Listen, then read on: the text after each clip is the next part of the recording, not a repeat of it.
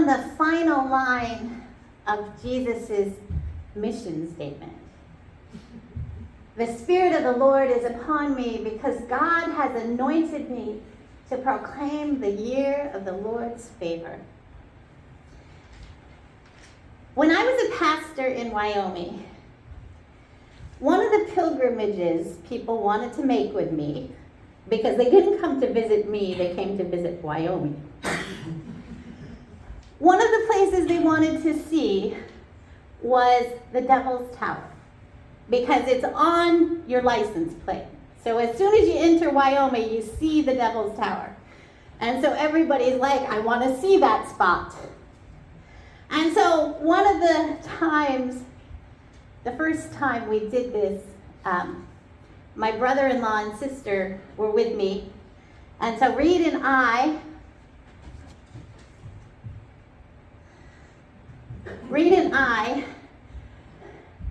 and them got into my car to drive up to the Devil's Tower. And about, 50 to 100 miles away, you can see it. And you think you gotta be getting close, but no, it just stays the same size, and you keep driving and driving and driving and never seem to get there. And then you start winding, and you still like, are we ever gonna reach this spot?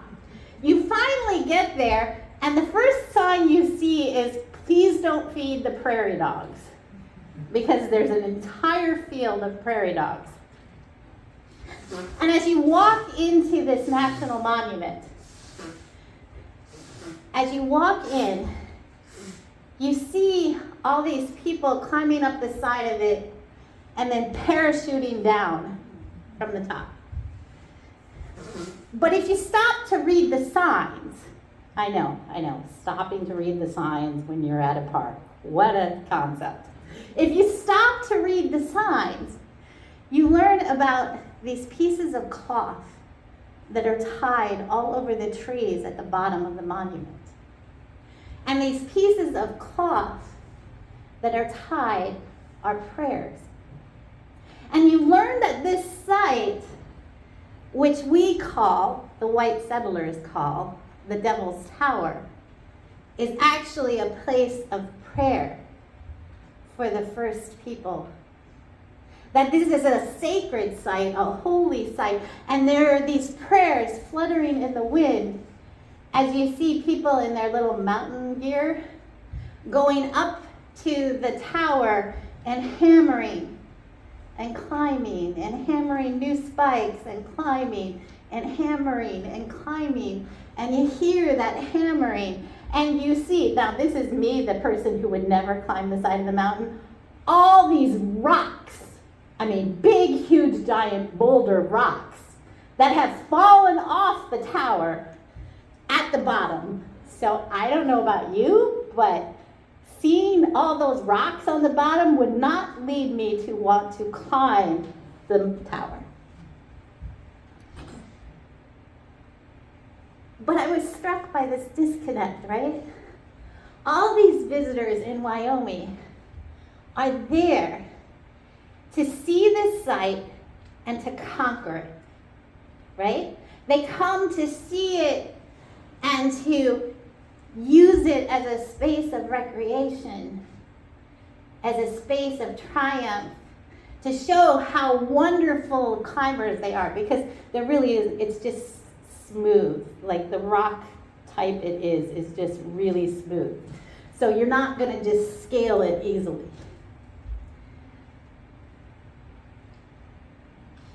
And it's supposed to be a place of prayer. It's supposed to be a site where you pour out your heart to God. And so I sat there at the bottom while my son and his uncle, because we'd been in the car now for a couple hours, hiked around the base.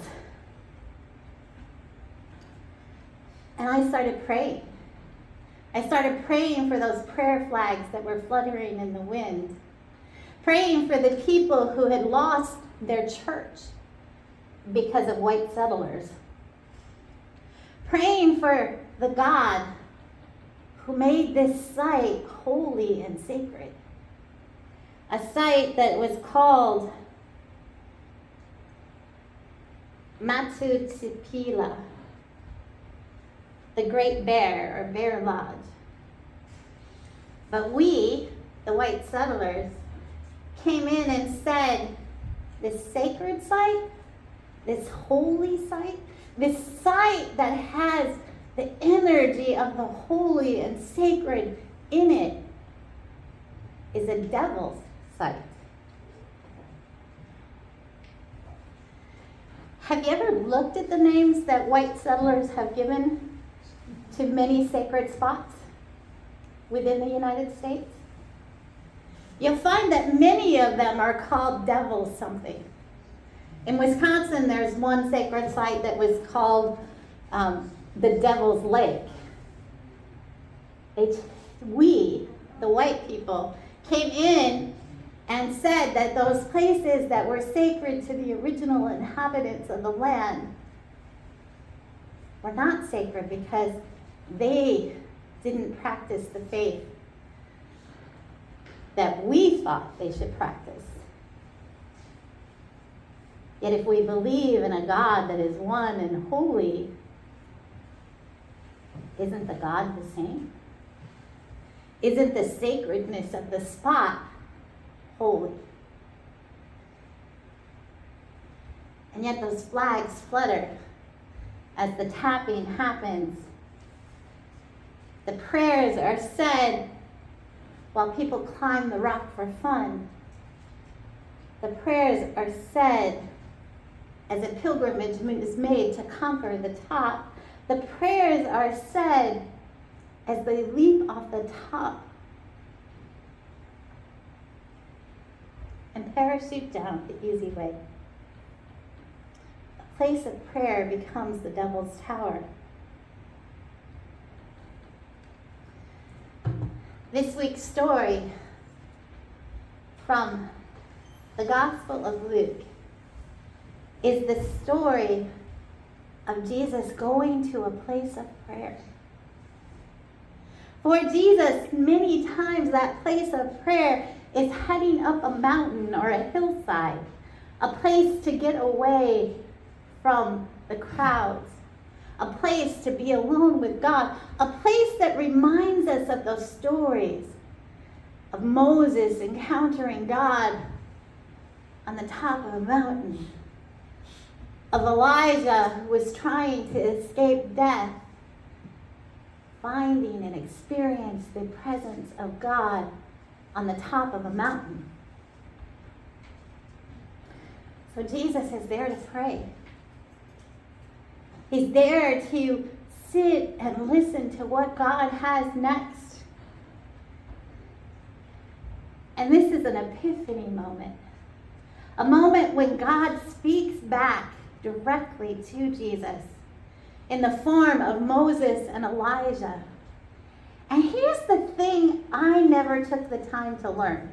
Because you know when you're a pastor, each time you read the scripture, you have all the stuff you've always preached before about it in your head. But sometimes, as you're preparing for worship, a word stands out at you.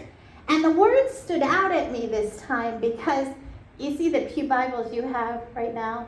They are the NRSV. But they redid it, and now there's an NRSVUE, updated edition. And in the updated edition, it says Moses and Elijah were talking to Jesus. I'm sorry, in the old way, it says Moses and Elijah were talking to Jesus about his departure from Jerusalem. In the new edition, it says Moses and Elijah were talking to Jesus about his exodus. What does that change in your head using the word exodus instead of departure? The departure makes you think about the cross and what's going to happen.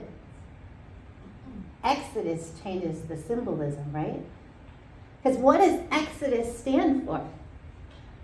to the Jewish people of the time, that story, to this day, that story of Exodus is the story of a people who sought their freedom from an oppressive ruler. It's a story of struggle. It's a story of not always getting it right. It's a story of learning how to be a community of faith. An Exodus story of leaving empire and setting off for something new, something unknown, something scary. An Exodus moment. And so here at that mountaintop, as Jesus prayed, the discussion they're having is about Jesus' Exodus moment. That totally changed how I saw this story. And next time I will probably teach about Jesus glowing with the inner God coming out, but not this time. This time I want to focus on that Exodus moment. That moment where Jesus is learning and understanding that his future is the future that both Elijah and Moses faced. A future where they confronted the empire, where they confronted the rulers who were treating the people poorly, where they confronted the Pharaoh, the king, and asked them to follow God's way, to transform. So Jesus, in that same moment, is asking that same Exodus question.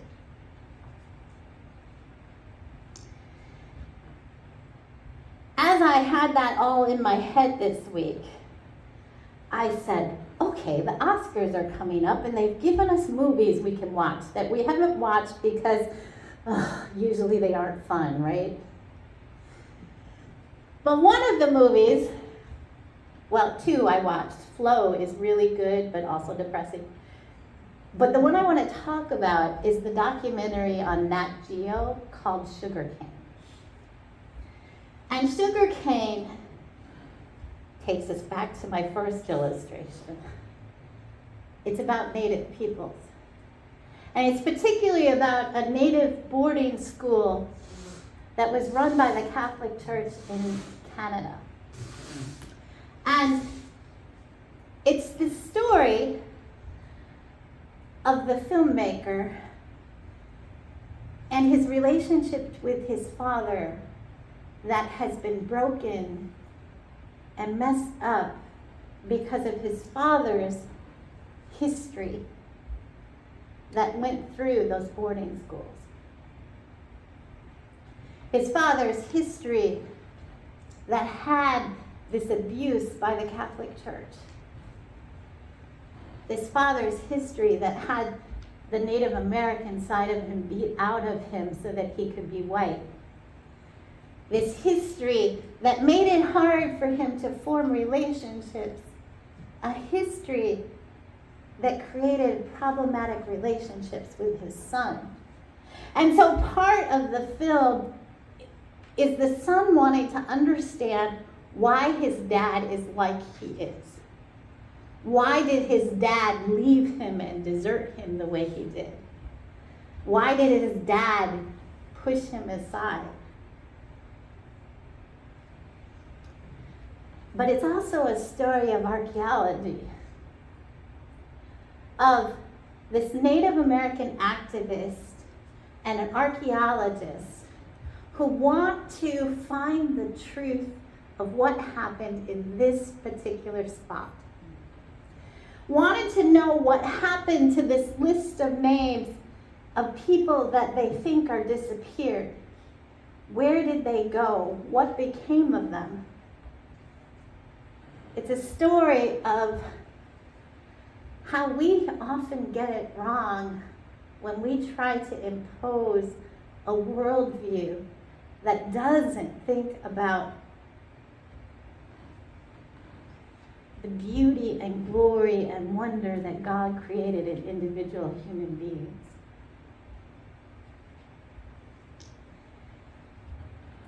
And so it's a sad story because there are 159 names that they aren't sure where people are. And they don't find them by the end of the movie. But it shares with you the journey that this activists and archaeologists take to learn the stories, to tell the stories. And one of the hardest moments, I think, in the movie is when this woman, probably the age of the filmmaker's father, in her 70s or 80s, has tears running down her face as she speaks of the abuse she suffered at the hands of the religious folks.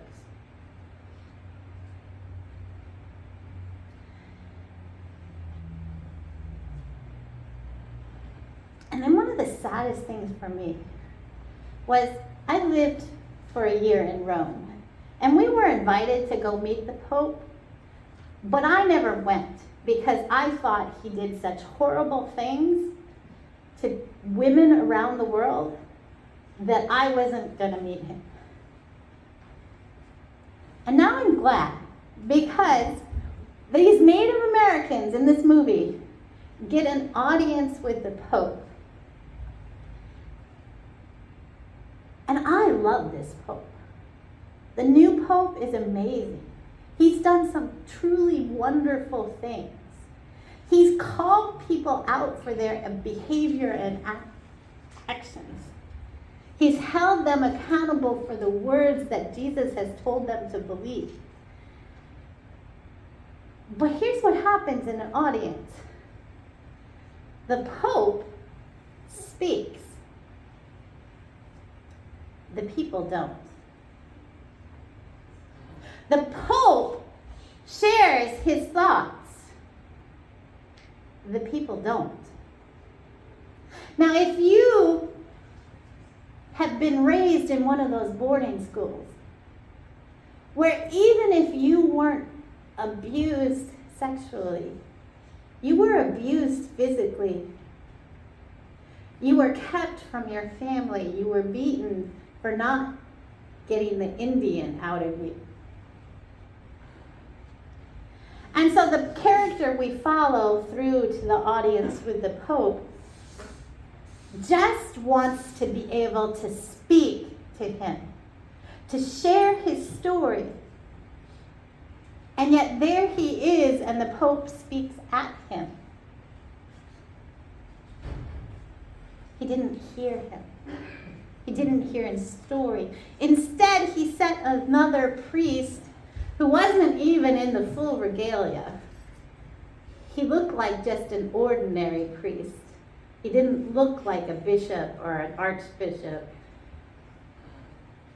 He got to say to him the story he wanted to tell, and yet his response was heartbreaking because it wasn't, we did something wrong. What happened to you and your people was wrong. Now, I get all the reasons why they can't say that, because if they say that, then they can be liable in court for having admitted wrongdoing. But if you're the church, you owe them better. You owe them the acknowledgement of their pain, their hurt. You owe them that story of Exodus, of salvation. You owe them the prayers that transform people so that they glow with the glory of God. You owe them more than what they received. And we owe more. Because we've been hearing the Canadian stories, but there are American stories of the same. some of which would have been paid for by my ancestors who funded the missionaries. We owe more to a place like the Devil's Tower, a place that is meant to be sacred and holy, a place of prayer. We owe more to a people who have been hurt. And so when we hear this story of transfiguration, and we hear that word that Moses and Elijah spoke to Jesus about his exodus, about salvation history, about the salvation he was coming to bring, we are to remember that Jesus' words, his mission statement, the Spirit of the Lord is upon me because God has anointed me to proclaim the year of the Lord's favor. The year of the Lord's favor, which he has shown us in all these weeks that we have been following this mission statement. He has shown us in every person who was freed from oppression, everyone who was given insight, who was given eyes to see, everyone who was fed, everyone who was brought into wholeness and community, everyone who was invited into the year of the Lord's favor. And here's what I want to say about the year of the Lord's favor. So if you read Leviticus, the year of the Lord's favor is the Jubilee year, the year when all the debts are overturned. Land that has been stolen from you, even if it was bought because of your debt, is returned. Land is made to rest and regenerate. People are freed from the bonds and debts that they have been burdened with. And that's the pretty one. When you get to the prophets, the year of the Lord's favor, the year of the Lord, is dark and dangerous.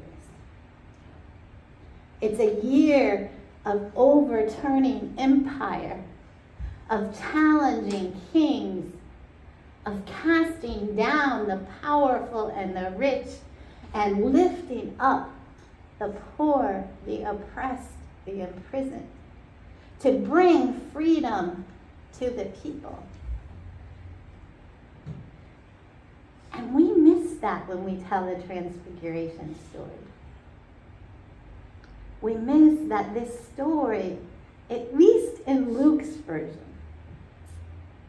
is an Exodus story. A story inviting us onto a journey of liberation. The Spirit of the Lord is upon me because God has anointed me to proclaim the year of the Lord's favor. Amen.